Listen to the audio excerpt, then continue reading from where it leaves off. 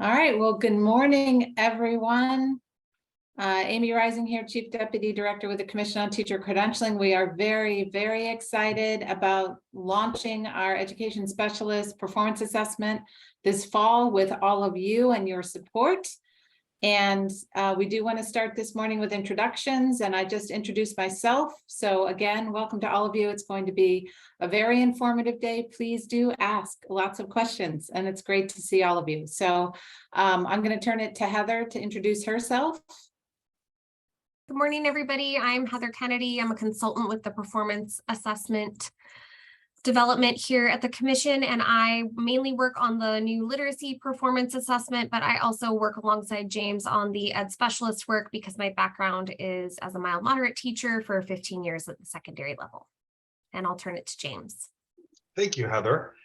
I'm James Webb. I think most of you know who I am, as you've been working with me on several different areas with the pilot and the field test. We also have some of our design team members here. So I'm very excited that we are now at our operational launch. Again, I am a consultant with performance assessment development for the Commission. I've been with the Commission approximately 3 years. Actually, it'll be 3 years on November the 1st. But I am so excited that we are at this point in our development that we are launching our performance assessment for ed specialists, mild, moderate, and extensive support needs. We're also very excited to have a student assistant with us. His name is Jack Boss, and I'm going to let him unmute himself and introduce him and what he does with our team. Jack? Hi. I am a senior at UCSD, and I am currently helping the team with some data analysis stuff. So I'm kind of just getting started. I'm going to be assisting with the presentation today. And yeah, that's about it. All right. Thank you, Jack. Jack will be monitoring the chat for us and also observing as he learns the inner workings of our team. But he's been very helpful with us with data analysis so far. So what I'd like to do now is turn it over to our technical contractor, our colleagues at Evaluation Systems Group of Pearson. Hi, good morning. I'm Reginald Nichols, Senior Area Director, working with Evaluation Systems at Pearson. We are, as James said, the technical contractor working alongside. We have the pleasure working alongside the Commission and working with you. So good morning. Looking forward to being with you this morning. And I'll turn it over to Lori. Thanks, Reggie. Hello, everyone. I'm Lori Thornley. I am a program manager with Evaluation Systems, part of our Sacramento-based team.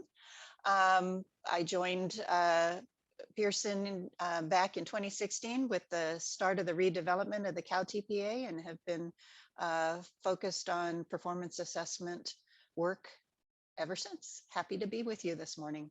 And I'll turn it over to my colleague, Elsie. Good morning. I'm Elsie Lopez, and I'm a program coordinator working alongside Lori and Reggie and all the entire team at the CTC. I am one of the newest members working at Pearson, but I'm excited to be here and learning from all of you. Yeah, and I just want to jump in and say we can't do this work without our technical contractor. Evaluation Systems Group of Pearson has been incredibly responsive and supportive of this work over the last many, many years. And we look forward to continuing our work with them as we move forward in our performance assessment work in California. Today's work is focused on education specialist work, but we are moving into the world of pre-K and a new credential potentially being introduced for PK through 3, which will also have a performance assessment. And literacy is another topic coming our way. So with that, let's go to our agenda.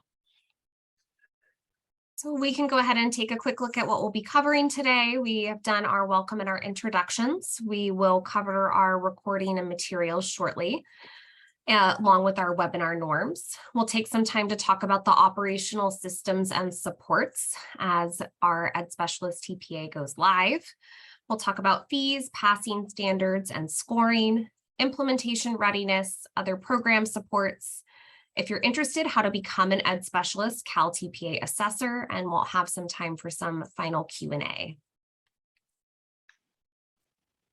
We've introduced ourselves to you, and so now what we'd like you to do is in the chat, if you would, please go ahead and enter your name and your affiliation so that we can have an accurate record of who attended with us today. So again, you're going to put your name and your affiliation into the chat. If you could go ahead and do that now. And while you're doing that, I'm going to talk about the webinar recording. As I mentioned earlier, we are recording this webinar so that you will have it to review, refer to, and also share with your faculty and other personnel who are supporting your candidates. The access will be through our YouTube playlist for the Ed Specialist CalTPA, and that is housed on the California Commission on Teacher Credentialing YouTube channel. We will provide that link for you so that you will have it in order to be able to access it both at the end of this webinar, but also in a follow-up email that we will be sending to you later. So on the next slide, we'd like to talk about our webinar norms. We know that many of these norms are probably well known to you, but it's always important to review them as we are looking forward to our work this morning. Please remember that your microphone has been muted. We do ask you to keep your microphone muted so that we can eliminate that background noise. However, if you are called upon to speak, we will identify you and ask that you unmute your microphone so that you can share your question. We are going to be monitoring the chat. Jack is going to be helping us with that. So please use the chat feature to post your questions, but understand that we are also going to have checkpoints throughout the presentation so that we are able to answer your questions at certain points when we cover a topic that Heather identified in our agenda. We do ask that you keep the questions to a general focus about the Ed Specialist CalTPA, rather than program or candidate specific inquiries. We will provide email addresses for you so that you can send us emails or questions with regard to specific program inquiries or those of your candidates. I've already started to field several inquiries, so I'm happy to continue that. And as many of you know, I am neurotic about my email and I will answer your question as soon as I can. We ask that you avoid multitasking. Stay with us. We have you for about 2 hours. We have a lot of information that we want to share with you, and we want to ensure that you get all the information that's presented. And we do ask that you moderate your participation so that we can honor the time of both our presenters and our participants so that we are able to cover all of the information that we have for you this morning. So let's go ahead and get into the bulk of our work today. We're going to start with the operational systems and supports. This is going to be important information that you as a program will be sharing with your candidates, but also with others who are supporting your candidates. And to talk about this, I'm going to turn it over to my colleague, Lori, who will go into some specific assessment support resources. Lori. Thanks, James. So we thought it would be helpful. As we all know, the operational launch for Ed Specialist is next week, Wednesday, October 11th. But today we wanted to give you a sneak peek, an advanced look at the Education Specialist website and some of the systems, the registration system and submission system.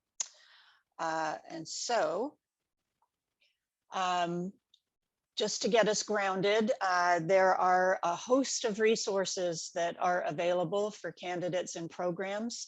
All of these materials will be available on the website next Wednesday when it launches. Just to go through, I know that programs, we released advanced watermark drafts of the assessment materials last month. And so the final versions will be available, including the cycle guides, the templates, and the program guides.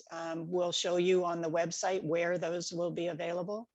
Also, we'll be covering some additional preparation material guides that will be available and accessible to programs and candidates, show you how and where to find those.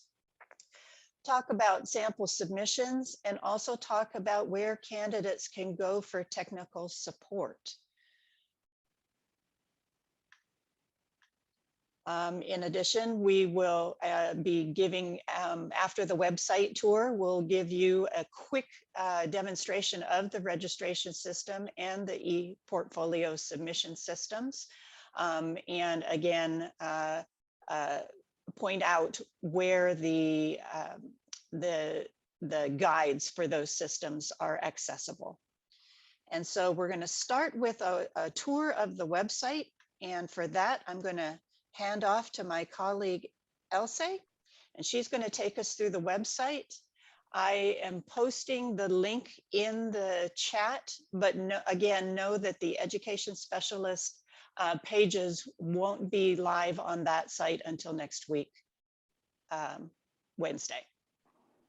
Elsie. Okay, thank you, Lori. Okay, so this is the landing page of the CTC exams assessment page. And this is a one site for all California assessments and all examinations. And then at the top here, you'll see the home, assessment, prepare, register. We will go under assessments and select the Ed Specialist CalTPA. It's thinking about it. There we go. Then you'll find your assessment. So we'll go under California Teaching Performance Assessment and then select the Education Specialist CalTPA.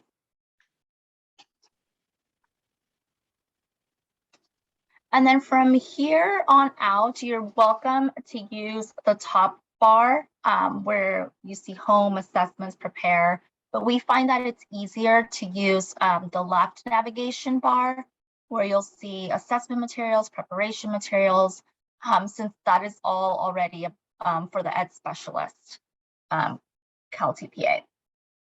And that's what I'll be using from here on out. So we will click on the assessment. This is the assessment landing page. Here you'll find the format, the content, everything specific to the Ed Specialist, preparation materials, submission and reporting dates. Here you see that we'll talk about this a little bit further on in the slide.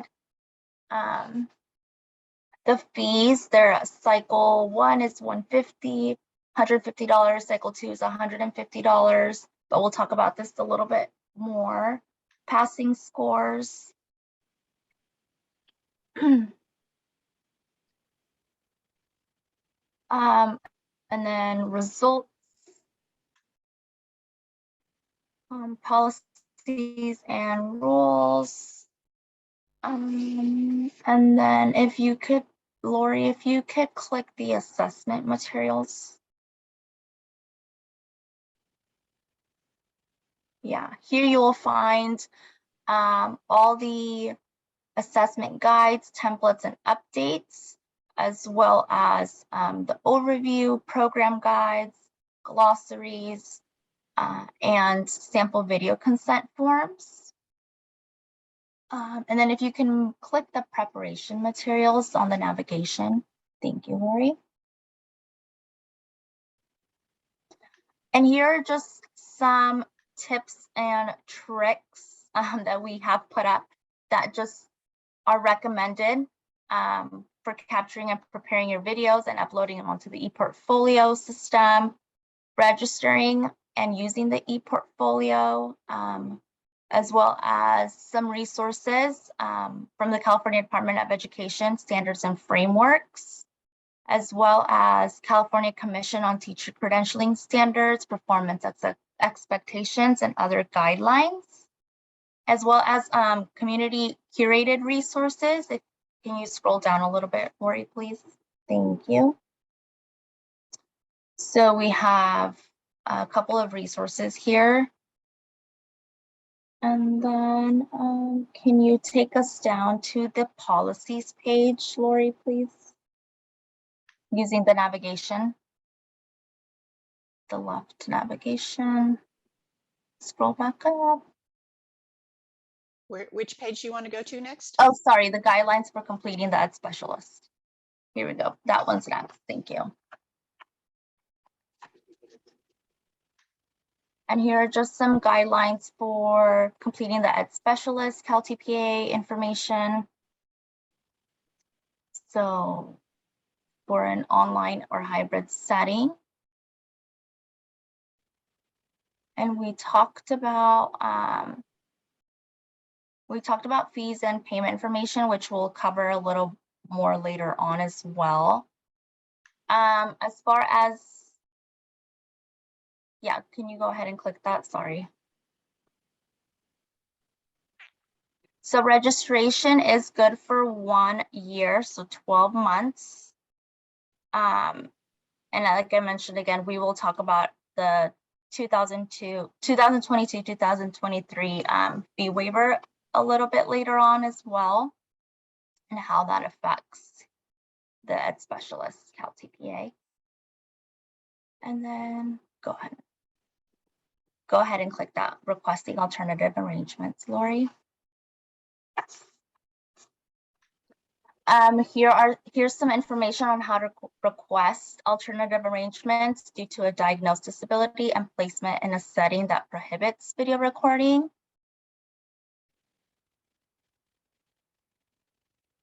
And then can you click policies, Lori? And here are some information regarding Ed Specialist CalTPA policies, the rules for registering, as well as the rules of participation. As here we see some definitions of some terms that you may see in the guide. And then go ahead and scroll down a little bit more.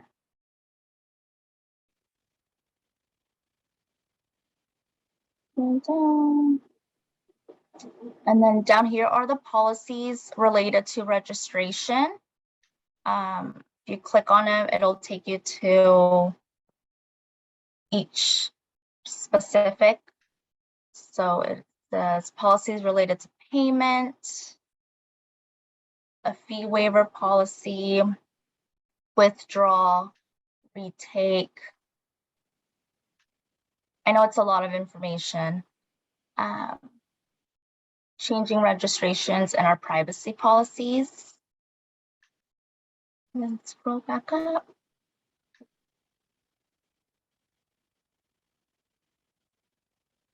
Then we have our assessment policies, which again, related to confidentiality and security of candidate materials and assessment data, pre-submission of assessment materials for scoring, attestations, transfer, uploading, and storage of assessment materials, post-submission.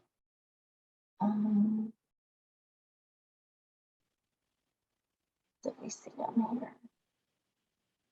Submission requirements and condition codes.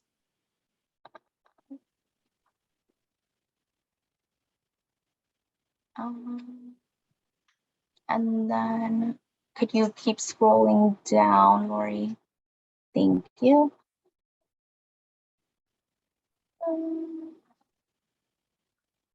And then it goes into each specific condition code and what the code means, as well as candidate guidelines. And then, yeah, scroll back up. Up. Yeah.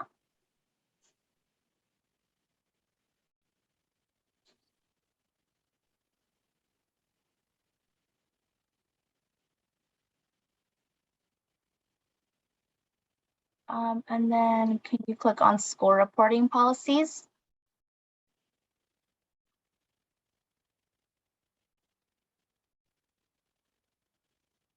And here you'll find policies related to our score reporting policies such as administrative review and originality. You scroll down a little bit.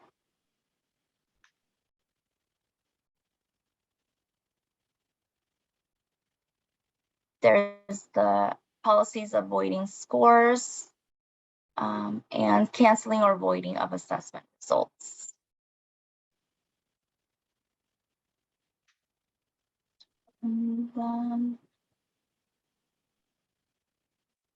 And lastly is our faculty policies and resource page.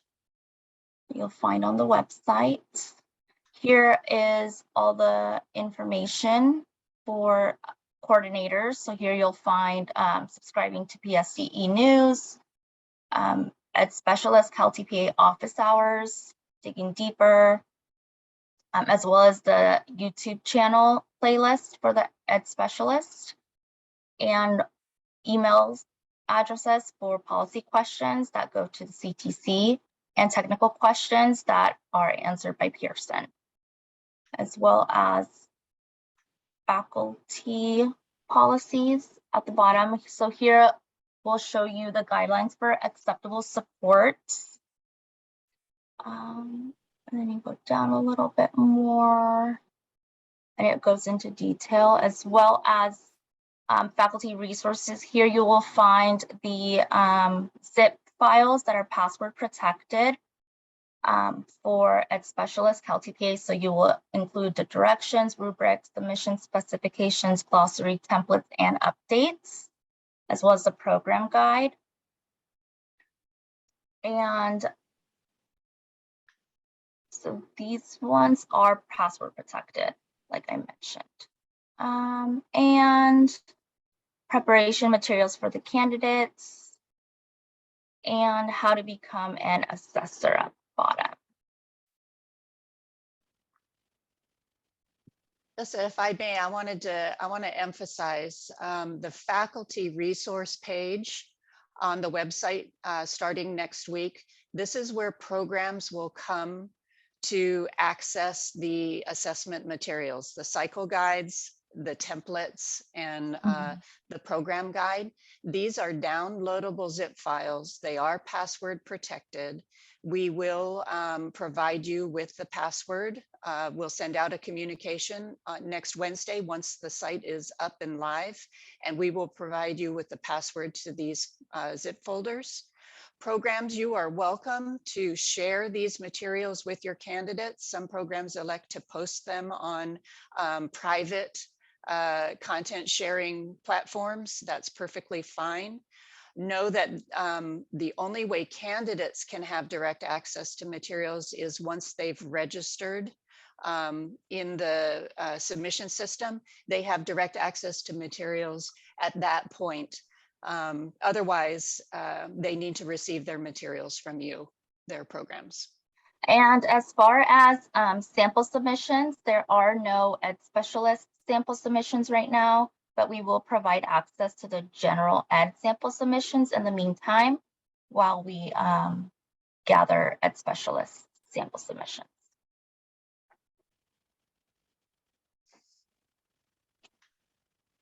And those will be also found here under faculty policies. And you want to talk about the Contact Us page Oh, yes, sorry. in the upper right-hand corner? Yes.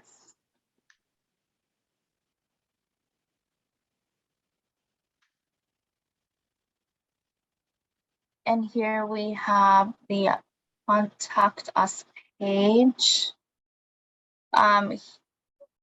Under, we have our email address. You could send us an email. There's usually a live chat and a phone number here that you are more than welcome to use. So Contact Us is for candidates tech support. This is available Monday through Friday during business hours. Candidates can email, phone, or during specific hours, which are listed here, you can check availability, live chat with a customer support representative. This tech support is intended for assisting candidates with the submission system, the registration system, and other technical aspects of the assessment. And again, this is for candidate support.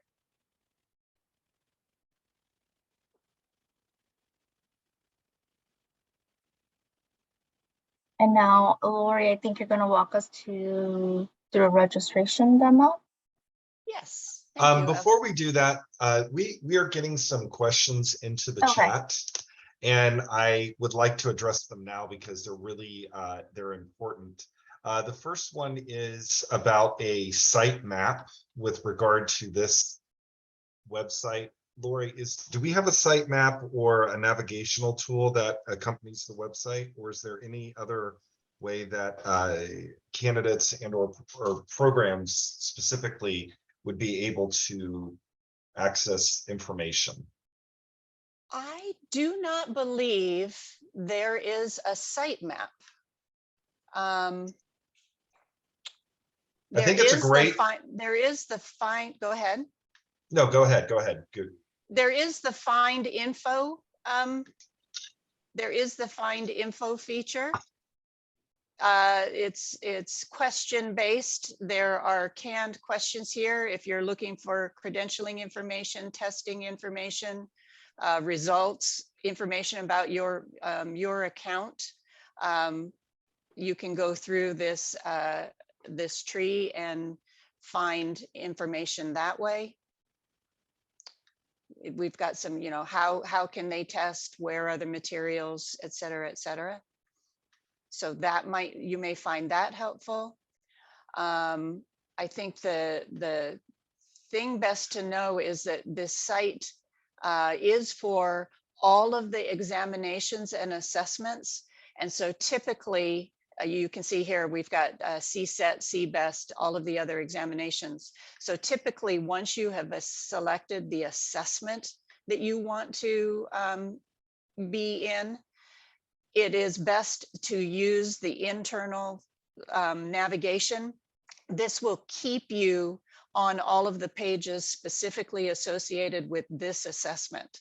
If you use the top nav bar, that will take you to general information across all of the exams, and you would need to select the assessment again. So here, for example, on the prepare page, it's links to the prepare pages for all of the different assessments. So yes, you can get to the information that way, but I typically find it's easiest to choose the assessment first, to navigate to the in this case, the education specialist assessment, and then stay within these navigation tools. That'll keep you within the assessment.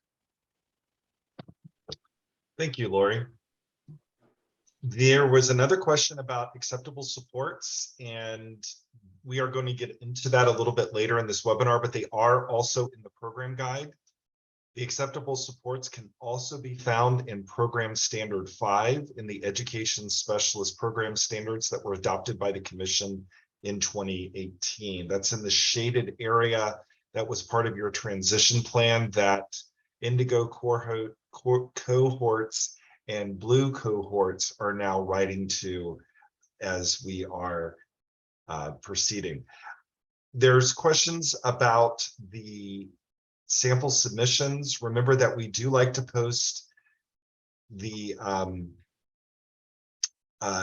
mid-range examples.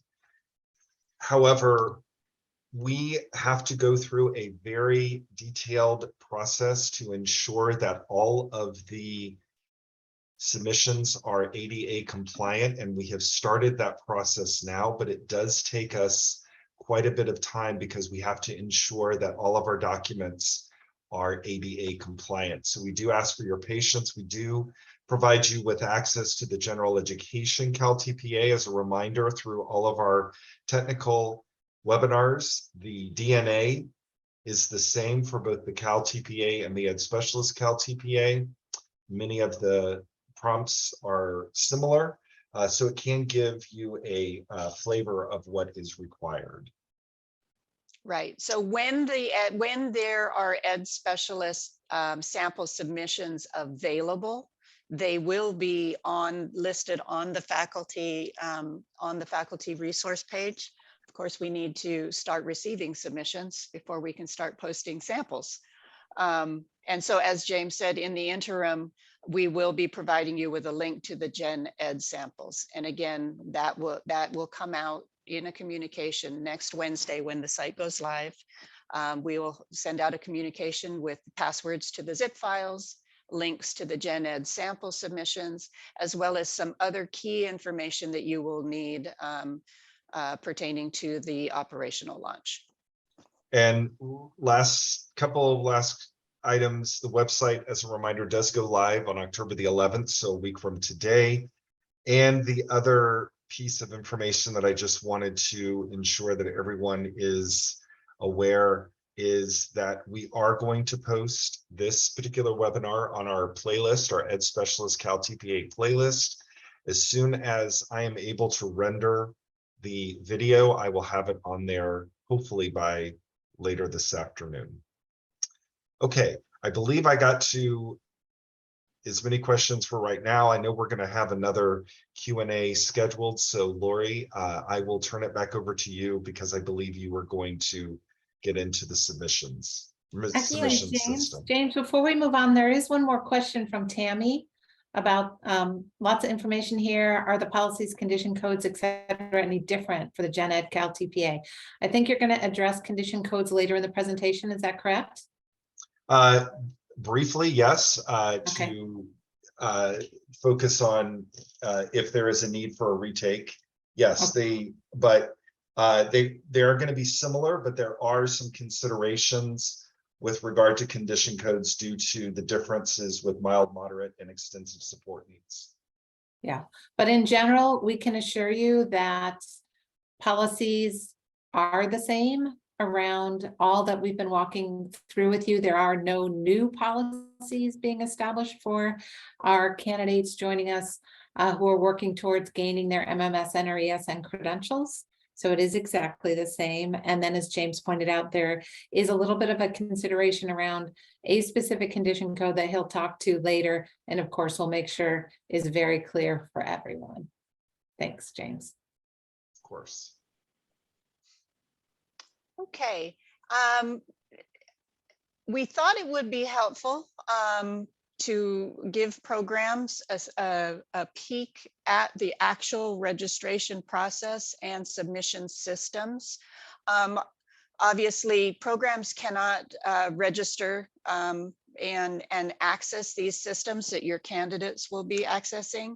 And so we wanted you to be able to have a feeling. I don't expect everyone to remember step by step how all of this works, but at least an understanding of what these systems look like should you find yourself in a position on the receiving end of questions from your candidates. And so I'm going to walk us through the registration process, and then I'm going to spend a little bit of time in the submission system itself and showing you what those look like. Starting with registration. So as Ilse mentioned, when she went through the website, this site is the site for all examinations and performance assessments. And so candidates, when they come here to register, they're creating a single account. If they have had any involvement with CSET, CBEST, or any of the other examinations, they likely already have created an account. When they come to register for the Ed Specialist CalTPA. But there are multiple ways to get to the registration site. You can register, hit the register here now button. You can access your account, log into your account up in the upper right-hand corner. You can click on the tab for the CalTPA performance assessments. Again, you can actually access registration from the home page of the site. There are multiple ways to get there. But the thing to know is that the first thing you need to do is sign into your account. Candidates, if they don't have an account, they'll need to create one first. I've already created an account, so I am going to sign into my account. I'm going to talk about these registration guides. They were listed on the preparation materials page that Ilse walked us through, but they are also linked here. Know that this registration guide, I'm actually going to open it, is available to candidates. And these are really, really useful, helpful tools. They basically outline the entire registration process with screenshots, step by step, all the way through how to select their program, how to select their assessment, how to answer, all the background questions. This is good for programs to know. I know a lot of times candidates will come to you and say, I don't know what my program type is. What is my program type? Know that the list of all the background questions are in this guide. So you can assist candidates in answering those if they need to. So know that that is available.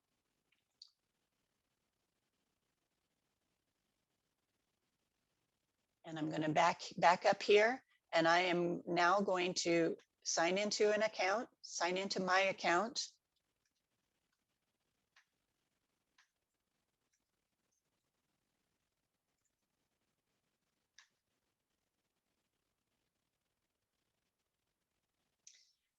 And the first thing candidates are asked to answer when they log in is, are they the person who will be taking the exam or the assessment?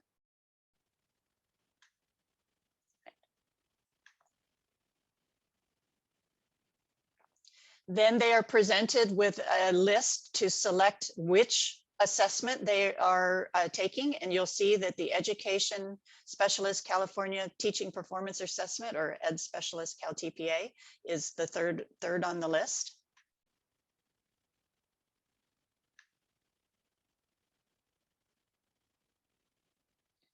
Once they've selected the assessment, they have to select which cycle they're taking. And as hopefully you are all aware, candidates taking the Ed Specialist CalTPA must complete one of the cycles in literacy and one of the cycles in math. It's up to them which one they choose to do which, but know that when they come to choose their assessment, they're going to see choices for cycle 1 literacy and cycle 1 math, and then the converse in cycle 2, literacy and math. So they need to be careful and make sure if they chose literacy for cycle 1, that they choose math for cycle 2, or vice versa. And as we know, we have assessments for ESN and MMSN. So I'm going to go ahead and choose cycle 1 literacy ESN, since it's at the top of the list. A function of this site, with any of the drop-down menus, you have to take an extra step and click the add button so that it adds the selection to your choice, and then you can move forward and move next.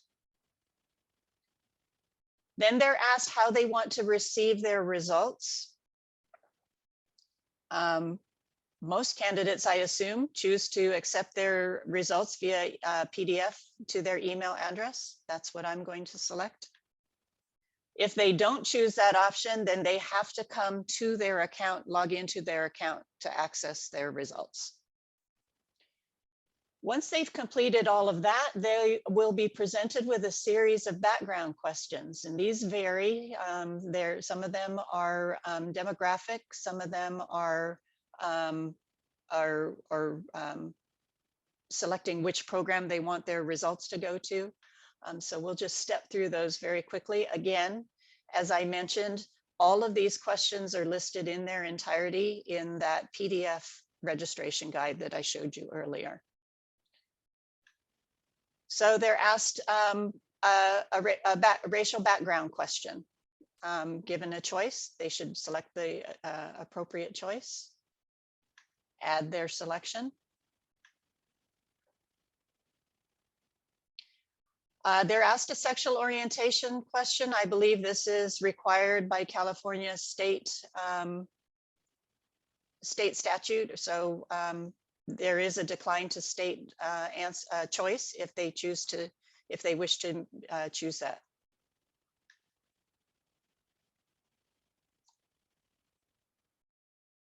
They're asked to provide what languages they are fluent in.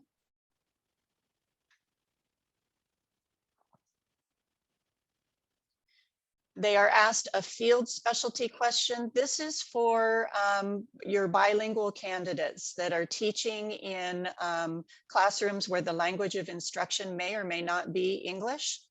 English is the first choice. I assume the majority of candidates will select this option, but should you have any candidates who are in by any of these bilingual placements, they should make the appropriate selection. This is the question that will actually ensure that their submission gets scored by someone who speaks the language of instruction. So this is an important question for them to answer appropriately.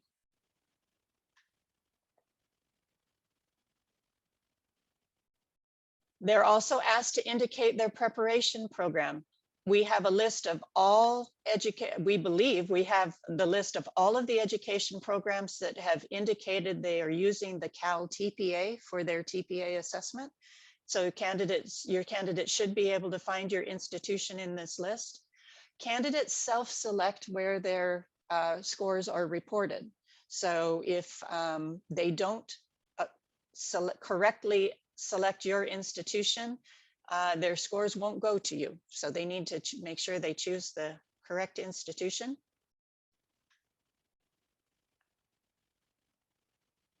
And then they're presented with a series of program and placement questions.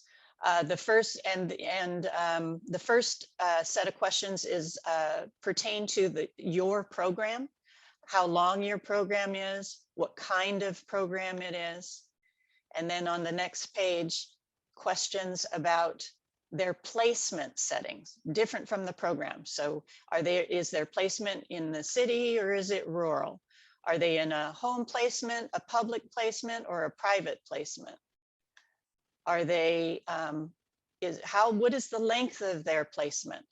Lori, yes. could I jump in here in terms of placement? Notice that we have non-public school, and NPS is an approved school by this California Department of Education.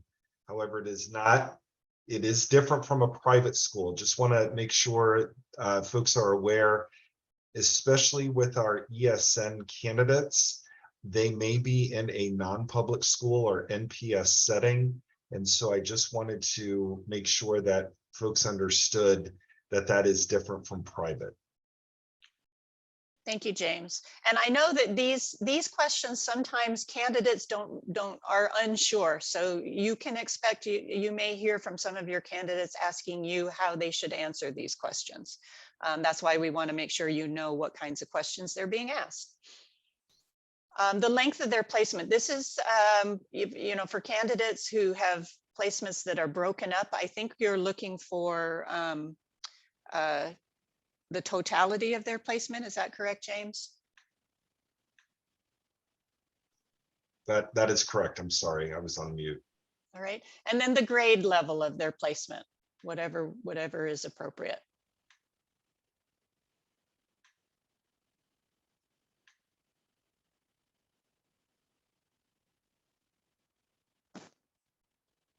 Lori, before we go on to that, there's a quick question here in the chat from Jen Critch about one of the items we just were looking at about placement. That particular item, the candidate is required to select one and only one, right? Or can they select several placements? Well, know that we are registering for a cycle. We're registering for cycle 1. So if a candidate is in one placement for cycle 1, they could be in a different placement when they come to do cycle 2. And obviously they would answer these questions differently during that registration process. Right. Yeah. So really that helps answer your question, Jen, I hope. It's about where they're placed when they're doing their performance assessment. All right. And then the approximate number of hours or units that the candidate will have completed when they're completing this cycle. Again, this is another example of a question that may change between cycle 1 and cycle 2, because by the time they get to cycle 2, they may have many more hours under their belt.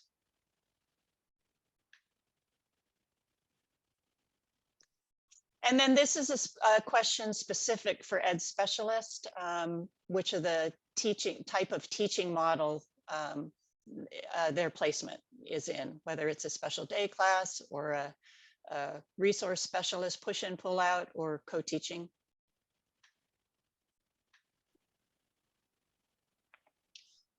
And once they've gotten through all the questions, they have an opportunity to review their answers, and they can make changes now. They can also continue to make changes to all of this information even after they've completed the registration, until the point at which they submit the cycle. Once the cycle has been submitted, they'll no longer be able to change any of their background questions. The registration system works just like any other shopping cart type system. If you've ever gone on to Amazon and bought anything, you're familiar with the shopping cart concept. Once they've gotten all their questions answered the way they like, they would add the registration to their cart. And then they would go to check out.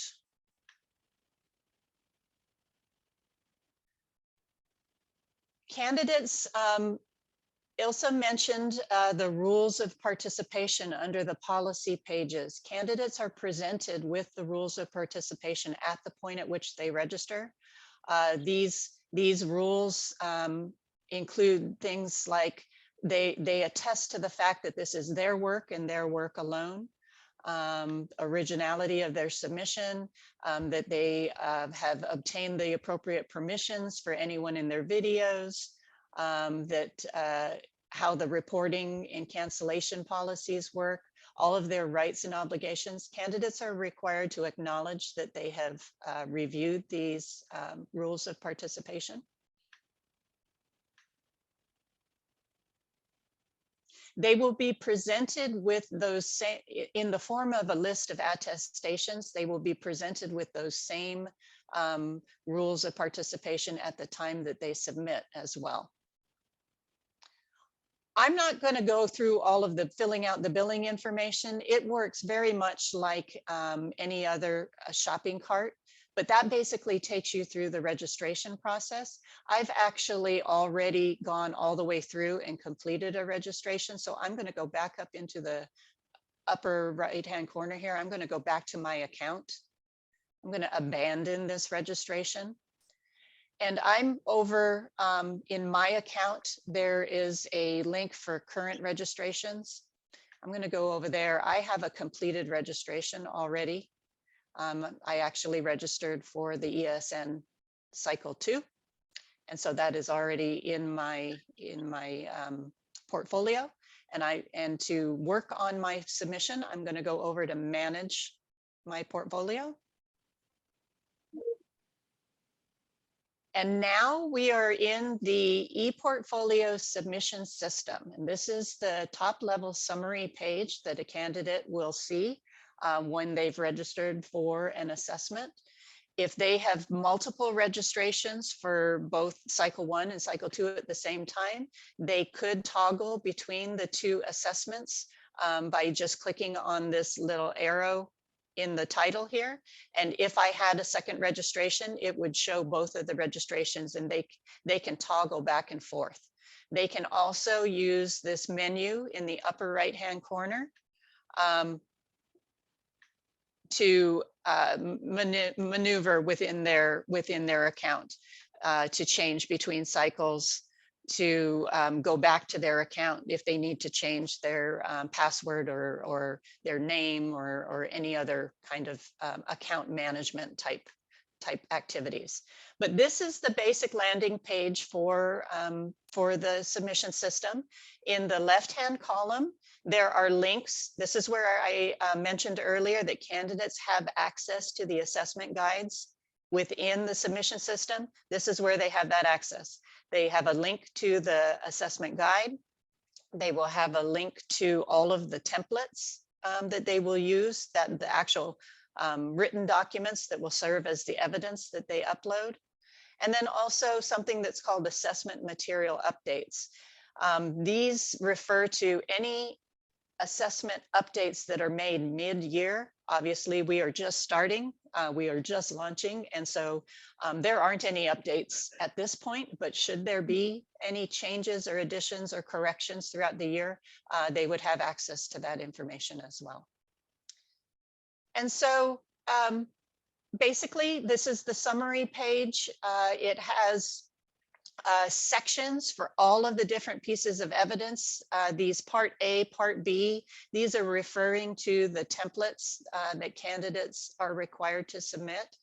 And they can return to their account. They don't need to do this all in one sitting. They can do it in pieces. And they can come back as often as they like to work on a section at a time, save their work, and then come back a day later and work on another section. Else mentioned that registrations are good for 1 year or 12 months. And so a candidate can continue to work on their submission for up to 12 months and complete their submission. So I'm going to go into this second part here. This is the Part B learning segment template. And this is what a part looks like. This part is a single document file that is they are expecting to be uploaded. I'm going to show you uploading is very simple. When they click on that link, it should take them to their own hard drive directory. So ideally, candidates have saved all of their templates on their hard drive and named them so that they can tell which one is which.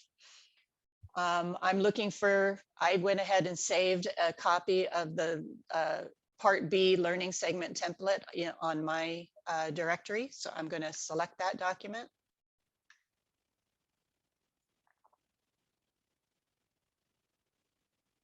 And it is going to upload the file. And you will see that the file shows as processing. It does take a little bit of time for the files to get posted completely.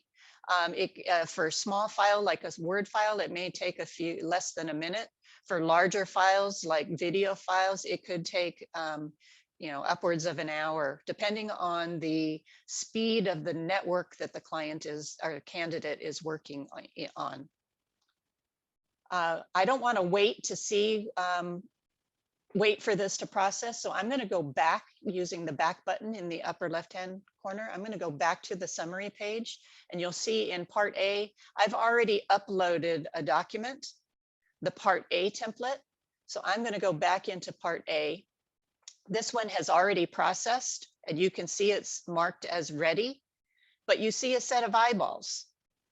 This is a safety for candidates to make sure that the candidates are required, once they've uploaded files, they must review every file that they upload to make sure that they uploaded the correct file. They didn't upload their photos from their vacation or their video from their vacation. They actually uploaded the video that they intended to upload. So candidates are required to view every document to make sure it's the correct document.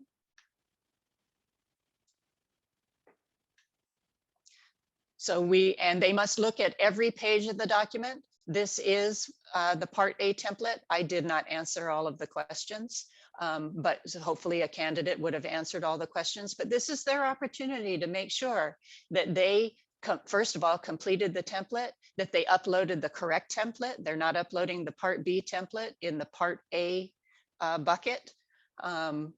They should look at every page. The system will require them to look at every single page. And once they've confirmed, yep, this is the document I intended to upload, they can go back. And we're circling here.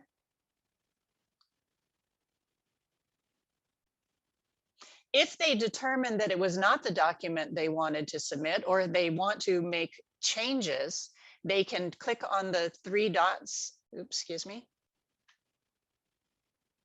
That's not what I meant to do. They can click on the three dots here and they can remove the document and upload a new document.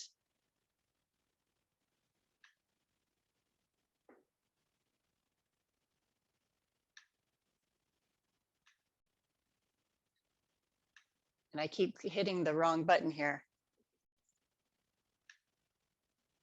All right, and so ideally, once they've reviewed the document and confirmed that it's the correct document that they intend to submit, ideally, this button should turn green, letting them know that it's ready to submit. But I suspect that there is a little bit of a delay.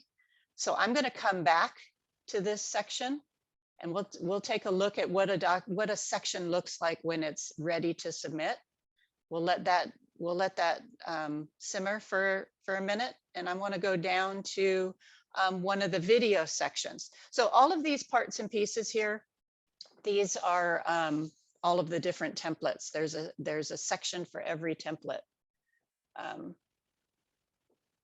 Oh, I did want to show real quickly here under Part D. This is the blank copy of the, I'm getting mixed up here. Part E is the one that I wanted. Here's an example of a part that is expecting 2 documents to be uploaded.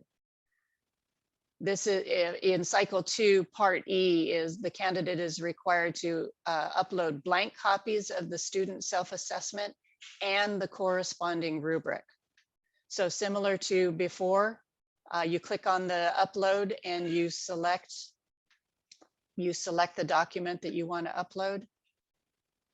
But in this case, because there are multiple files, the system is going to ask you to tell the system which file this is. So you need to assign a label. I'm uploading my rubric. Or is this the assessment or is this the rubric? And candidates need to identify which document that is. And then once that document is uploaded, you'll notice that the second container becomes active, and now they can upload the second document and apply the label appropriately. How are we doing, James? Have we had any questions? Am I going too fast? No, no questions, but I've been monitoring them. Some of them that have come forward, we are going to be addressing later in our presentation. Okay. All right, and then lastly, I wanted to talk about videos. So here is the video component, part G. Candidates are required to upload 4 annotated video clips. I've already preloaded a video clip because these do take a little longer to process. The upload process is the same. You just click the box and select the file from the hard drive. Again, you see the eyeballs. Candidates must also watch their videos to make sure that there aren't any technical problems with the videos and that they uploaded the video that they intended to upload. I'm going to go in here and show you annotations. So here's where the candidate would need to view the video. But here also is how candidates add annotations. So I clicked on the plus sign here. Candidates need to indicate where in the video. So if this is a 5-minute video and they're wanting to show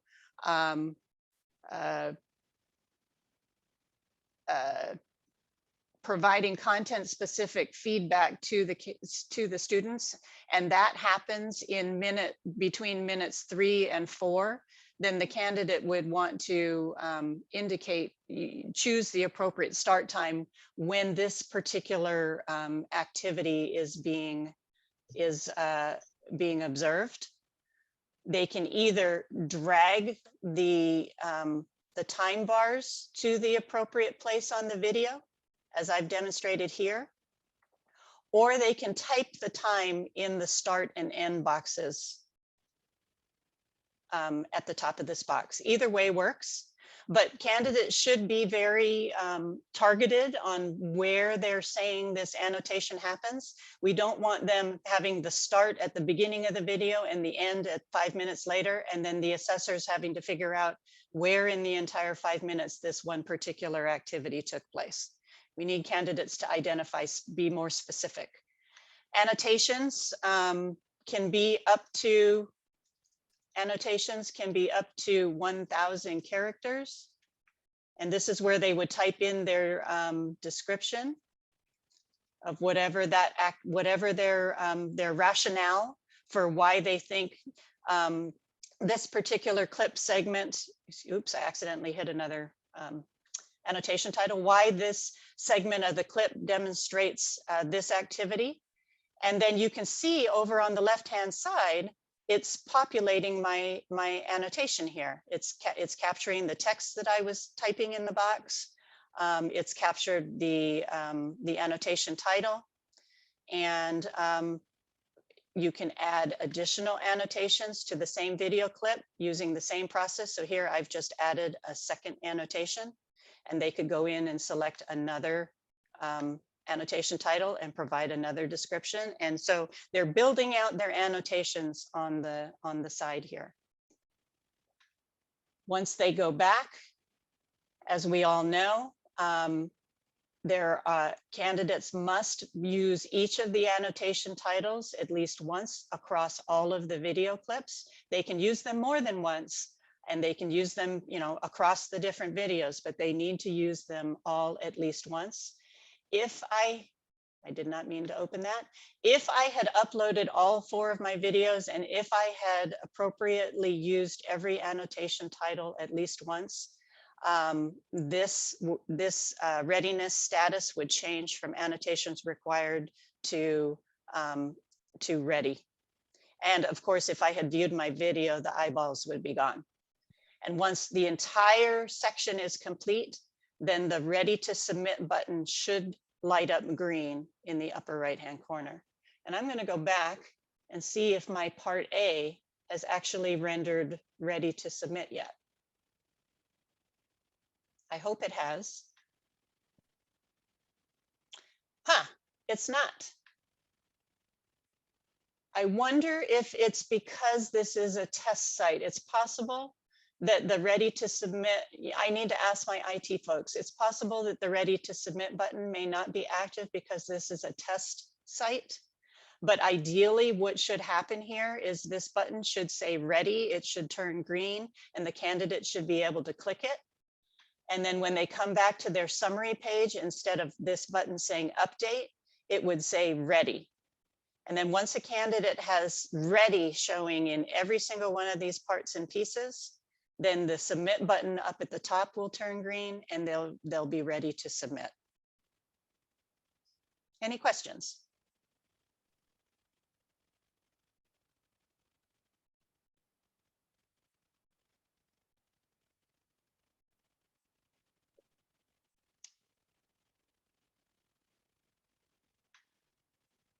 And that's basically the submission system. I'm going to go back to my account so that I can get to. Hi, Lori, I have a question.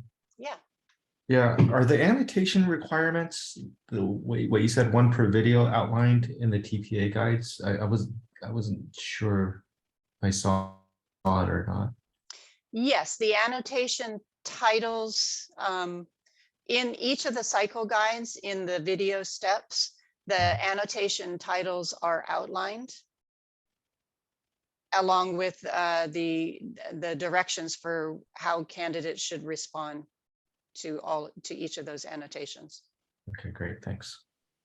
I came back to the website because I wanted to reiterate. I can't stress enough on the preparation materials page. There are guides for the registration system using the ePortfolio system, again, complete with screenshots of each phase of the upload and submit process. There's also a video annotation tool guide, and there's even a short 7-minute video annotation on a tutorial video that candidates can use if they have any questions about any of the systems.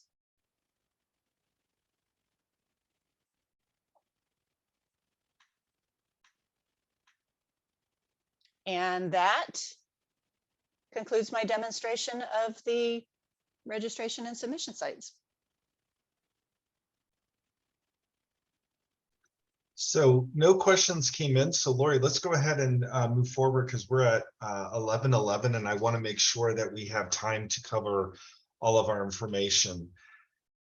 We are going to be talking about next the fees, the passing standards, and scoring. The first thing we'd like to do is present some information that we have with regard to the fees. We did receive some questions in the chat regarding this. So Reggie, I'm going to turn it over to you to talk a little bit about this information that we have on this slide. Sure, thanks, Jane. So as Elsa and Lori were talking about the website, this information is on the website also. For Ed Specialist CalTPA, the candidates need to register for each cycle separately. The cost for each cycle is $150 per cycle, and it listed on the registration page, and on the main page, it lists it as information for cycle 1, cycle 2, and including retakes. The registration is good for 1 year or 12 months. And you can and the candidates can receive a full refund if they withdraw the registration prior to the expiration. The great news, and this came up before, is that the commission, we want to talk about fee waivers and those types of things. We have an FAQ that's available that will show you also, which will direct you right to the frequently asked questions relative to the fee waivers. The good news is that the commission has set aside money for Ed Specialist CalTPA candidates. So when the system goes live next week, candidates can register and their fees will be waived. Currently they have to pay and they'll get reimbursed, but once we get the systems all running, they will not have to pay a fee. Candidates can register as early as when the system goes live. And again, it's good for 1 year from the date of registration. And then you can see in the FAQ, and Lori, if you can put the, you can go to FAQ page. Almost, yeah. So in the FAQ page, you could see that these are the frequently asked questions. So all you need to know is right here about the fee waivers and any updated information. We're making sure that is will be on this page also. So the fee waiver information and all the questions related to that are listed here, all the policies and procedures relative to the fee waivers. And James, do you want to add anything else to the fee policy or the fee waiver information? Well, I see that Amy put into the chat that there is funding set aside for the MMSN and ESN candidates. That was a question that we were receiving quite a bit. Amy, did you want to elaborate on that? Or Yeah. just, okay. Yeah, I'd love to. This is such great great news for the candidates in California. And those of you who have been following, our legislative process through the spring know that this fee waiver was signed into law by the governor as of July 1st of 2022. The funding was provided for the first year of 2022 to 2023. They provided us $24 million to help cover exam fees and performance assessment fees. We understood that this system and platform for registration wouldn't be available to our MMSN and ESN candidates until now. So we wanted to be very careful to make sure that we set aside funds for them. So we have done that. So they don't need to worry, but we would encourage them to sign up if they do believe they're going to be completing their assessments within the next year as soon as possible. As we've pointed out, the registration is good for 1 full year. The other piece of information that you should know about is that we have in that language that was signed this spring, dollars also allocated for a second year of funding. We hope that that continues to be the case, but none of us can look into our crystal ball and know exactly what will be happening in the spring of 2023 yet, but it is been signaled to us that we will have funding for a second year as well. So please rest assured candidates will have their performance assessment for the education specialist experience covered by this. And we hope very soon to be able to have it just be a direct registration and they just get registered. There's no credit card, there's no reimbursement. But for right now, anyone who has signed up as of July 1st of 2022 until such time, we hope it's in several weeks from now, they will need to use their credit card, but they will be refunded, of course. The only other caveat I will add is that once we run out of the money that's been allocated for this first year, it's kind of like the faucet gets turned off. So right now we're making good progress. We have registrations occurring every week since July 1st of 2022.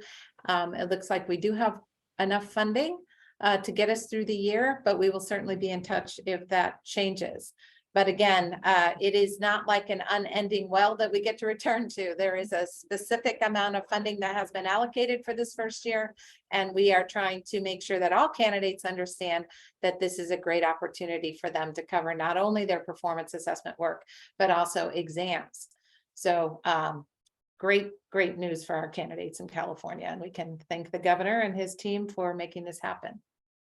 Yeah, and I wanted to add, we talked about if a candidate pays for a registration, they're eligible for a refund if they withdraw. Candidates who register under the fee waiver, if they withdraw, the monies go back in the pot.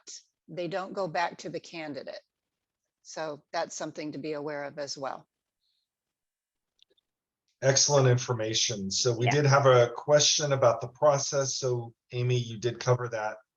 It sounds like then if a candidate uses their credit card for payment, they will get reimbursed to their credit card. Yeah, and let me just be clear with everyone that the only way to register right now is using a credit card. There is no other option for payment. I believe so. The credit card exchange, as Lori pointed out, it's that little shopping cart kind of thing that everyone got used to using during the pandemic when we were all shopping online. But yes, they need to sort of put their credit card number in there to hold their registration, but they will be reimbursed. Hopefully within a few weeks from now. It's been several iterations of processes and paperwork that had to get moved through the system of California to allow us to provide the fee waiver to our candidates. And we are working hard to stay on top of making that paper process move along as quickly as it can. So we're hoping certainly by November that when candidates do register, it's just a straight, you go online, you put your information in and you get registered for your test. There is no exchange of anything. But again, those who have registered so far, those who want to register to hold their place should do that, and they will certainly be reimbursed. Okay, thank you so much, Amy, for providing that information. So let's go to our next slide, which is going to be talking about the passing standards. On Friday, there was a PSA 2210, that provided information about the standard setting, which was established by our panel in late May. Just as a reminder that MMSN has 2 cycles with a total of 17 rubrics. Cycle 1, 8 rubrics. The passing standard is 17 with 1 score of 1 allowed. In cycle 2, the 9 rubrics, a passing score of 19 with 1 score of 1 allowed. For our ESN candidates, cycle 1, again, 8 rubrics, just a passing score of 15. And ESN cycle 2, a total of 9 rubrics, passing score of 17. This information was provided in the PSA that was posted on our PSD e-news on Friday. I believe, Lori, you're going to put a link to this PSA in the chat, and if you would please do that, thank you so much. You can go to the PSA and read more information about the passing standards. So again, these are the current passing standards, but as a reminder, we will be bringing back data to the commission in 2 years, at which time a passing standard could be reestablished. Of course, that will be at the direction of the commission when we bring the data back to them. So Reggie, I'll turn it over to you to talk a little bit about the submission schedule for the Ed Specialist CalTPA. Yeah, thanks, James. So we're so excited because next week the portal opens and candidates will be able to submit their assessments. And our first deadline is January 5th, 2023. So from the time the portal opens next week until midnight or 11:59 p.m. on January 5th, candidates can submit their assessments. The first scoring deadline is February, the first scoring where the results will be available is February 2nd, 2023. So that means for all the candidates that have submitted the assessment by 11:59 on January 5th, they will receive scores by February 2nd, 2023. And you'll see the schedule on the website, on the Ed Specialist CalTPA website, and you'll read it that way, so that if you submit your assessment by March 16th, 2023, your scores will be available April 6th. And it's normally a 3-week turn. If you submit by May 18th, your scores will be available by June 8th. And correspondingly, June 15th, July 6th, and July 6th, July 27th. So we're excited. We're hoping that the programs will, let the candidates know that they could submit those assessments by the first one by January 5th. You can submit it before, but the deadline for all of those and our first score reporting the results will be on February 2nd. And Lori, I don't think there are any questions that I saw come up, but Lori, I'm going to turn it over to you. Okay. Both cycles will be scored. So I see a question. Yeah, both cycles will be scored. We will be talking about assessor training and all of those types of things in a later slide, but both cycles will be scored. Okay, we weren't planning on going into too much detail about score reporting since it is a ways off. We are planning to schedule another webinar in February around the time when scores will be released, so we can provide a lot more information at that time.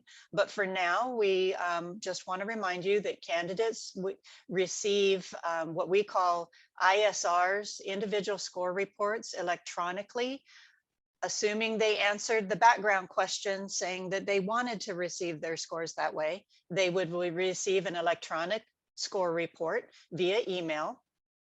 And also a reminder that as part of the registration process, candidates select the program to which their scores will be reported. On the program side, so the first time this will take place, as you saw in the schedule, will be February 2nd. Candidates who submitted by the January 5th deadline can expect to receive their score reports. At the same time, programs receive reports as well. Programs access those reports through a platform called Ed Reports. It's an electronic data portal through which Evaluation Systems provides access for programs to all of their candidate score data. We're not going to click something. We're not going to go too much into that platform at this time, because at this time, none of you have access to that platform. However, those of you who are listed as the designated program coordinator for your program, you can expect to receive an invitation to create an account on the Ed Reports portal. That invitation will come a day or two before the February release. And then you will be able to go in and access candidate status reports. That's a daily report that shows which candidates have registered, which have submitted, and which have potentially withdrawn. Institutional data reports. I must be bumping something. I don't know what I'm bumping. Institutional data reports. Those are the actual score data for all submissions received within that scoring window, and then access to something we call Results Analyzer. That's a data filtering tool. And again, we'll be scheduling a webinar to walk you through all of that later on in February. So we wanted to just take a few moments to talk a little bit about the scoring quality management in the Ed Specialist CalTPA. And we have quality metrics in place to ensure that the scores that candidates receive are valid and reliable. So for example, when assessors are scoring, they are limited in the number of submissions that they can score in a day. And that is to ensure that they are not becoming so overwhelmed with the scoring that they are flying through the submissions in a way that would not give the candidate the time and the credit that they deserved in completing their submission. In addition, their scoring rates are analyzed, and it is looked whether they are too high or too low. Again, the metric is in place to ensure that an assessor is indeed scoring according to the rubric and according to the training protocols that have been put into place. Always through the scoring process, both the Commission and ES are always analyzing the inter-rater reliability of the scorers, as well as the assessments, to ensure that there is nothing that is potentially causing drift when an assessor starts to go too high or too low, and to ensure that the validity of the scores are indeed accurate.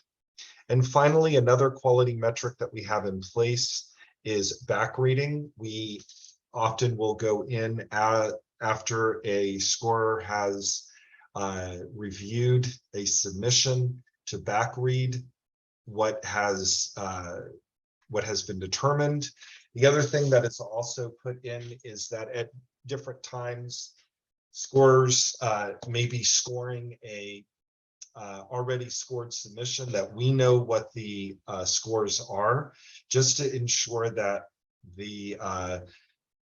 their reliability is still on point. If at any time there is a concern or question, the assessor is of course spoken to, and opportunity for recalibration, so that we can ensure that we do indeed have a quality management control with this process.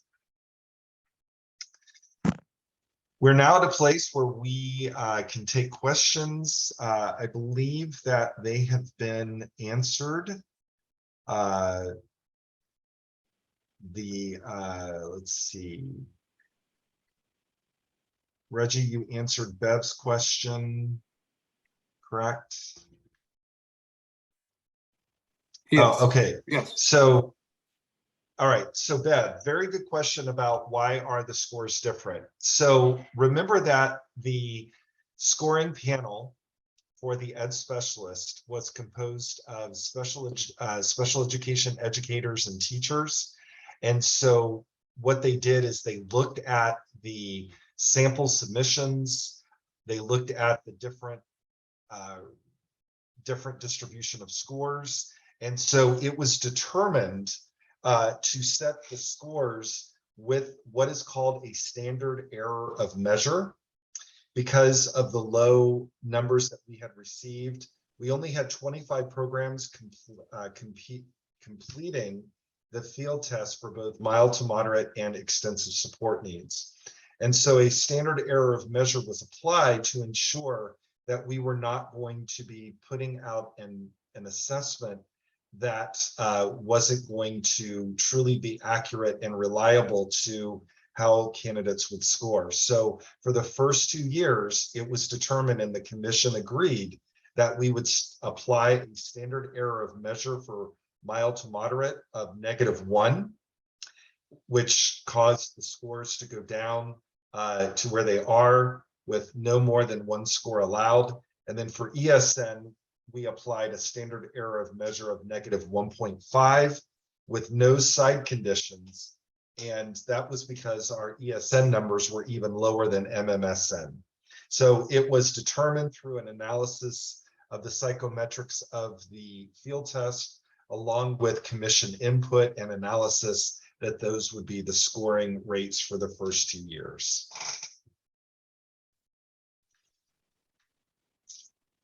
Okay. So let's go ahead and go to implementation readiness. And what we'd like to do now is take you through a little bit of the program guide. So on the next slide are just the purposes of the program guide. Remember that it is to provide information and evidence-based practices for faculty who are implementing the Ed Specialist CalTPA, and it provides an overview of resources, information, and the use of the assessment materials. The program guide audience is listed here. Of course, as I've said before, any personnel who is supporting candidates through the Ed Specialist CalTPA, which could be the coordinators, folks in the employment sector, superintendents, assistant superintendents, or directors, field supervisors, master and mentor teachers, really anyone who is providing support can utilize the program guide to help them as they are going through the different resources that will help candidates. So at this time, we wanted to just take a very brief overview of the program guide. So Lori, if you could just show this is in the Google Drive that we have provided to you. It will also be available on October the 11th through the website. Wanted to just take a look first at the table of contents, just to show you all of the information that is provided in this document. And so on the table of contents, you can see after the whole host of the acknowledgements and welcomes, we get into the process for scoring and how to support candidates. And so this is where you'll be able to see information about acceptable supports versus unacceptable supports. So this is an area that I would strongly recommend that you review, and you can share this information with your faculty at your site. We look at the instructional. Sorry. No, that's okay. The instructional strategies upon which the Ed Specialist CalTPA is built. And if you are familiar with the general education program guide, you'll see that this has been tailored specifically for students with IEPs. So the UDL section has been rewritten and updated to ensure that we have the most up-to-date information with UDL and how it applies to working with students with IEPs. Asset-based instructional design also is very specific to our students with disabilities. Notice that the role of English language has been updated to include students with IEPs. Further information has been provided with regard to higher order thinking skills, also academic language development and/or communication development. As we scroll down, the asset-based lesson planning considerations include integrated instruction, those developmental considerations for students. A big one is Roman numeral 3, facilitation of instructional support personnel, and also student grouping based on the needs of the students. And there is a section on co-teaching. Other candidate supports that I'd like to draw your attention to would be professional writing supports, practicing with video beforehand. I can't stress that enough. Candidates should not be waiting until right of the day that they want to video record, because as we know, children often have a different way that they want to interpret how its video is going. And so it's excellent for them to practice ahead of time. The piece that I want to draw your attention to is on the second page of the table of contents. Lori, is the instructional cycle 1 on page 34. If you go to this particular section, you will see, and if we can go ahead and go there, it provides a really nice condensed general overview of cycle 1 and what faculty and candidates should consider as they are thinking about the overall approach to cycle 1. Scrolling down, additional information is provided with regard to the grade level content standards and what they need to make sure that they are aware of when planning. Critical concepts that are covered in instructional cycle 1 can help you as a program really thinking about how to utilize the glossary, how to think about the selection of the focus students, and other important information for cycle 1. Continuing down, we have the areas of the annotations, the positive, safe learning environment, the checking for understanding, setting learning expectations. All of these are throughout the assessment guide, and then the instructional considerations by step. So this is just a great way for candidates and the programs to understand how it is that they can be successful in both cycle 1 and cycle 2, and what suggestions can be shared for faculty with their candidates. And so here we have additional information, and we have called out important information with regard to intern placements and those candidates who are in a traditional what they can do if they are in a traditional placement. And so then it's repeated again with cycle 2. Heather, any other items that we want to call out in the program guide? I don't think so. We do have a question though about cycle 1. Is there an issue if they're recording a lesson, if they need to take a break for a behavioral reason, or if they have recess or lunch and then return back to the lesson, if they're in the single lesson for cycle 1? Right. Well, remember that in cycle 1, we always, did I say it enough, Heather? Record the entire lesson. Remember that the candidate is then going to select 3 video clips of no more than 5 minutes apiece that they will then use to make sure that they are highlighting those aspects of the requirements for cycle 2, or excuse me, cycle 1 in the video clips. So they could definitely take a break. They can then turn the camera off. They can let it keep going, however it is that they want to continue, and then they can utilize whichever clip. Remember that 5 minutes is the maximum.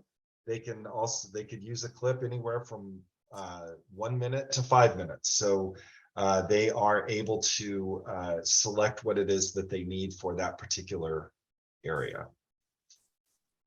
Thank you. Of course. Okay, well, let's go to faculty candidate support. And so again, as we said earlier in the program guide, there is a very specific section on the support. You can also see it on this page as well that we'll put into the chat for your reference. But in the program guide,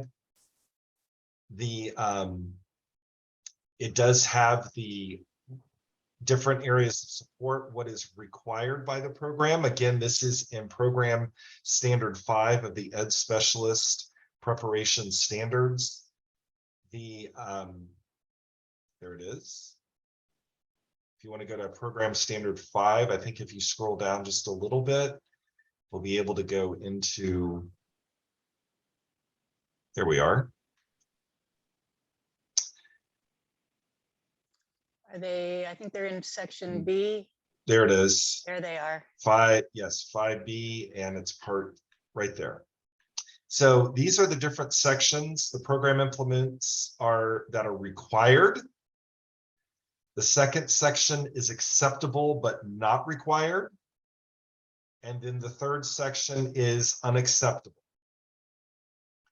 There is an urban myth out there that candidates cannot receive anything with regard to their CalTPA assessments. That is simply not true. The performance assessment for the Ed Specialist candidates was designed to be utilized as an embedded series of tasks within the preparation for the candidate. And so it is important that they do receive support, that they are provided with the opportunities to explore the rubrics, to work with peers, to be coached. What, of course, is considered unacceptable would be writing the submission for them, allowing them to copy off each other candidate, what each candidate is doing and submitting it as their own work, scoring it for them and saying, you're going to get a 3 on this, and here is why. Uploading the materials, because all of that would be considered unacceptable. It is listed here in the program standards. It is also listed in the program guide, as well as on that website that we provided to you earlier. Going to the next section on information and remediation. I'm going to be quoting again from program standard 5B, which we were just taking a look at a few moments ago. It is important that each one of the programs provides clear and accurate information about the nature of the pedagogical tasks within the performance assessment. So candidates should all be aware of the plan, teach and assess, reflect and apply that they are being asked to do for each one of the cycles. Programs need to make sure that they provide multiple formative opportunities for candidates to prepare. So that would be practicing the different steps for the cycle. It would include coaching conversations with a master teacher or mentor teacher, university supervisor. It could also include peer editing of each other's work, looking at the rubric to provide feedback to the candidate as self assessment checklist. So there needs to be those multiple formative opportunities. Remember that as you are writing your program review for accreditation, you must include information of how you provide evidence for these different areas. Remember that the program assures that the candidate is presenting their own work. Candidates sign an attestation when they submit their information for their electronic portfolio. And so they have to attest that it is their own work. If it is found out that they have plagiarized or have done something dishonest, they are putting their credential at jeopardy. And so it is not something that should be occurring. And remember that all programs must have an appropriate remediation support and guidance on resubmitting task components. That is required by the program standards. It is also required to help candidates who do not pass the cycle. How will you go about providing remediation and support for candidates when they need it? Heather, I'm going to turn it to you to talk about readiness planning. Thank you. So some ideas for what should be complete or in progress as far as getting ready for the implementation of our Ed Specialist CalTPA. Make sure that you are finalizing your program policies related to tuition and fees, such as vouchers for when we don't have a fee waiver in place, what you will do for remediation and retakes, as James just outlined, where those pieces of information are located, looking for suitable clinical practice placement sites, establishing a system for communicating with faculty and placement sites, and beginning to disseminate the CalTPA information, meeting with faculty and your mentor or supervising teachers to clarify roles, plan curriculum integration and plan for candidate supports, and establish a schedule for faculty and mentor or supervising teacher training.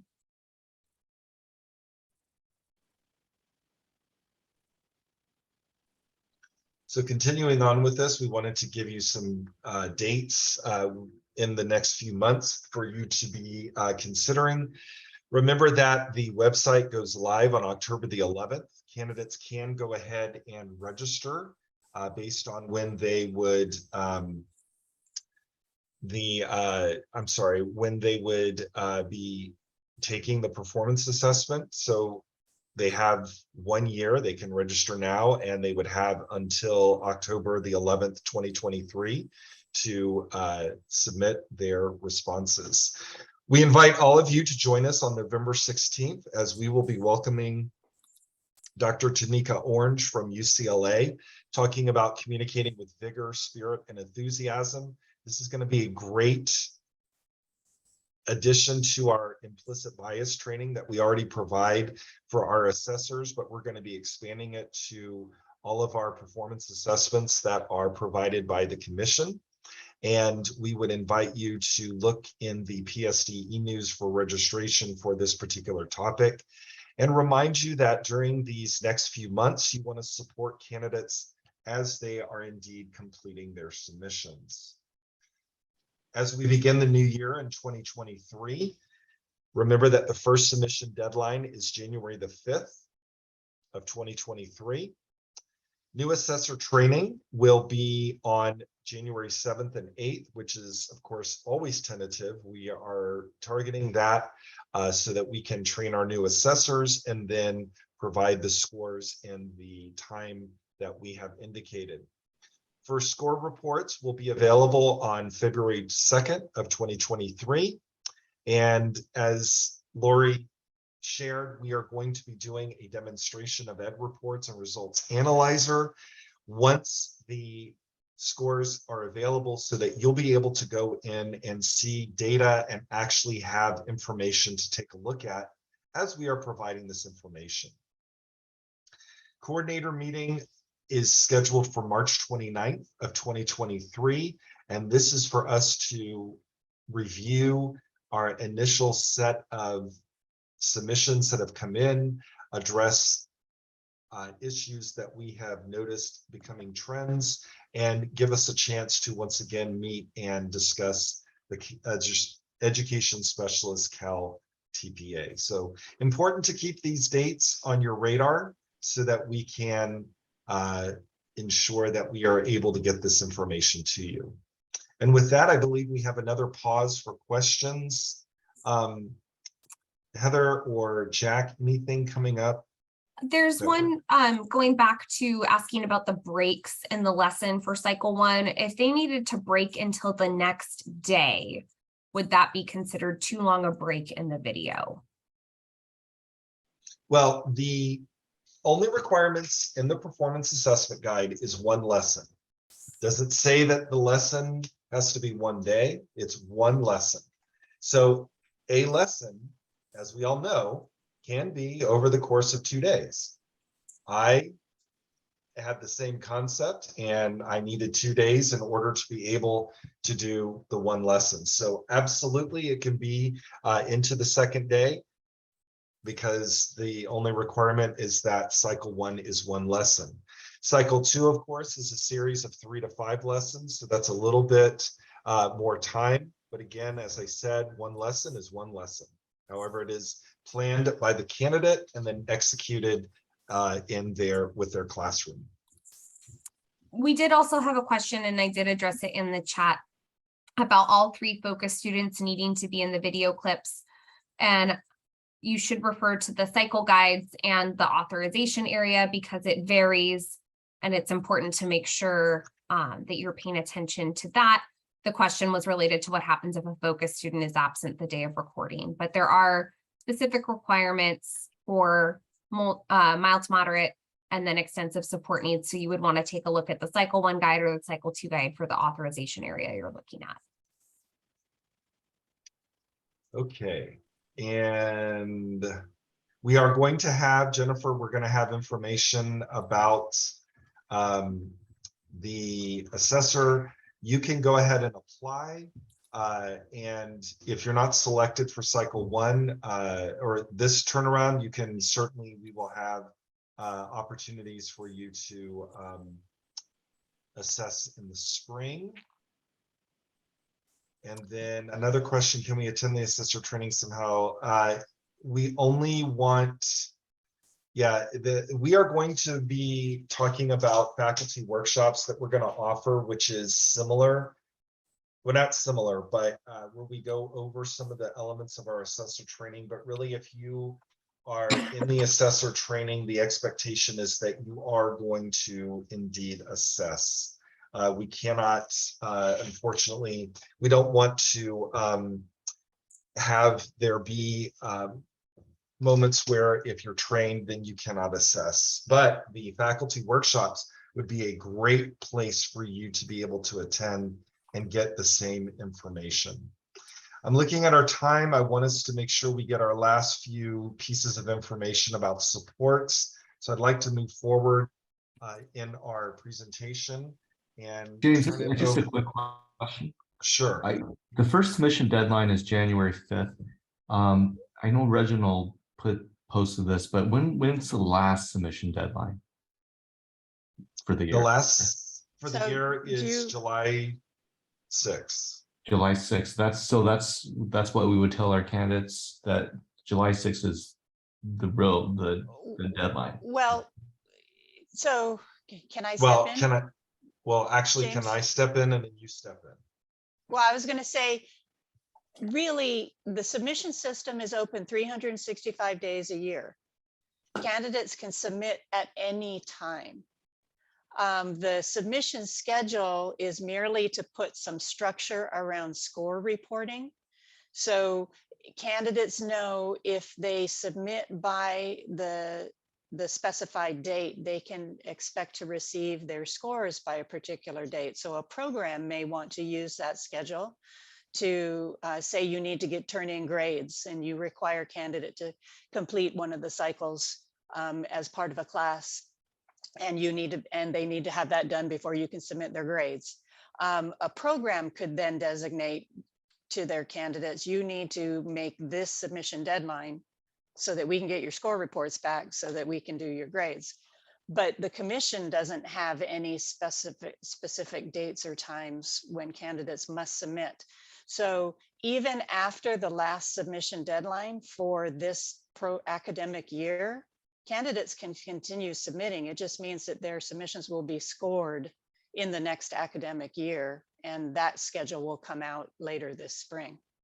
Got it. Thank you. So, yeah, and Dawn, to add to that, I was just going to say, It could be a program decision that you would make, depending on what your guidelines are for submitting the recommendation for the preliminary, once they have indeed passed the performance assessment for the requirements for the preliminary. That's all I was going to say, is that really you want to look at what your schedule is for your program. Okay, great. Thank you. You're very welcome. So Ilse, I'm going to turn it to you to talk a little bit about how to get in touch with us. Thanks, James. So we have the Ed Specialist CalTPA mailboxes. These are the 2 generic mailboxes to support programs. The first email address here for policy support is fedcaltpa@ctc.ca.gov. That is ran by James himself, where you can email any policy related questions. And this second bullet here for technical support is our es-spedcaltpa@pearson.com. And again, those are for technical support questions, and this mailbox would be answered by a member of our Pearson team. Can we get the next slide, please? And another support we have are the Ed Specialist CalTPA communications. We have the PSDE news. And this is a weekly communication from the CTC. This is usually general information for all programs and accreditation, as well as upcoming events. This is an opt-in mailing list, and you must opt in to receive this communication. Next is the Education Specialist Teaching Performance Assessment Updates. This is an Ed Specialist specific communication mailing list. Again, this is an opt-in mailing list, and you must sign up to receive these communications. And lastly, is the Ed Specialist CalTPA program. This communication is ran by Evaluation Systems. We release information on new releases, updates, assessment materials, passwords, etc. For this communication mailing list, we maintain an Ed Specialist coordinator list. So please make sure that we have the correct contact and email address for your program. If you ever need to make a change, we will put up the contact change form. Please use the contact change form at the bottom of the list and fill that form out so that we have the updated coordinator for your program. And Lori, did you want to put that up so we could walk through it? Yes. So there you go. So here is the Ed Specialist CalTPA coordinator list. Again, just make sure that we have the correct contact for your program. And at the bottom is the contact change form. So if you want to scroll down, here's the link. We'll just click it and fill it out. Yeah. And I'll pass it back to Jane. Thank you. And we're going to talk about the program supports. The first thing I'd like to emphasize is our office hours that we have every Friday at 10 a.m. I just put into the chat the Zoom link that you can use to access these. Heather and I, on Lori or some other representative from Evaluation Systems, are always here every Friday at 10 a.m. to answer your questions. We are happy to walk you through anything you may have questions about, but please utilize these office hours for further information with regard to the performance assessment. As we indicated earlier, we will hold 2 coordinator meetings, one on March 29th and another on June 21st. We will provide the links through the PSDE news as well as through the listserv on how to register for these. I am going to let you know that this will be a great opportunity for us to look at data, look at other information as we are really getting our feet wet with the initial operational administration of the Ed Specialist CalTPA. The Digging Deeper evidence-based performance assessment that we have, remember that our first will be on November 16th. Dr. Orange from UCLA will be joining us on communicating with verve, vigor, spirit, and enthusiasm, looking at implicit bias and recognizing ways that we can combat this particular area. It's so important as we're thinking about the role that our educators have in working with students, especially students with disabilities, and then demonstrating their teaching through a performance assessment. We will have another in January of 2023, and then our last will be in the spring in March of 2023 as well. As I indicated earlier, we are going to have a faculty workshop online, which is a great way to get more information about digging into the performance assessment, especially as it takes its way and looks at scoring a little bit, kind of thinking in the way that an assessor would. That's going to be in March of 2023.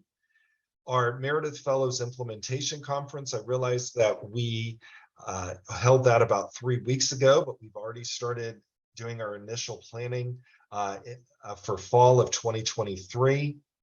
And as I indicated earlier in this presentation, we will be providing the webinar that we have held for you today through our Ed Specialist CalTPA playlist listed here. And Lori has put it into the chat so that you can access this. We are making it a public facing with this particular webinar, since we have launched our operation, and you'll be able to refer this or direct other faculty members to this site. So now let's go to the steps if you are interested in becoming an assessor for the Ed Specialist CalTPA. There are 3 requirements for assessor qualifications that are listed here. These are also on the application. Lori, if we could go ahead and put that application into the chat so that folks would have a way to get a hold of that. Requirement 1 is be a current or retired within 3 years California education specialist in one of the following key capacities that are listed here. Requirement 2 is to have expertise in the content area assigned to score in one of the more of the following ways, which are listed here. And then finally, requirement 3 is that you adhere to the 2 important confidentiality requirements, in that you maintain the confidentiality of the assessment results. They are not to be published with anyone without direct permission from the commissioner in Pearson. And finally, that you do not participate in any professional activity. That would be, for example, holding webinars on, hey, here's how you can get a higher score on the Ed Specialist CalTPA. That you agree that you will not participate in any type of activity of that nature. In terms of the training and calibration, on this next slide, we just have what will take place over the course of those 2 days. So if we could show them the assessor training and calibration. Here we are. The dates, again, tentatively speaking, January 7th and 8th from 8:30 to 4:30. The training will be online. Those of you who are selected and participate in the training will be compensated for your time. Assessor training day 1 will include implicit bias training, looking at the program background, the cycles, and the rubric deep dives. And you will review 3 training submissions that represent a range of performance that will be presented to assessors by our lead assessors in the credential area of emphasis. Day 2 will include 1 to 2 additional training submissions. And then finally, an independent score calibration to meet the established calibration criteria. From assessor day 2, if you calibrate, you are then invited to start scoring. However, if you do not calibrate, you are then invited to complete an additional calibration activity and hopefully calibrate, and then you can begin scoring.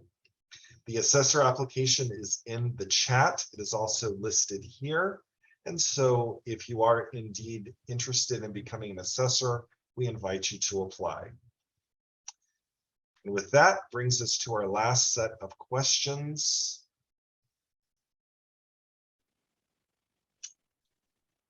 And I think what I'd like to do is just close this out because we are now at 12:04, and I know many people may have to go to another meeting.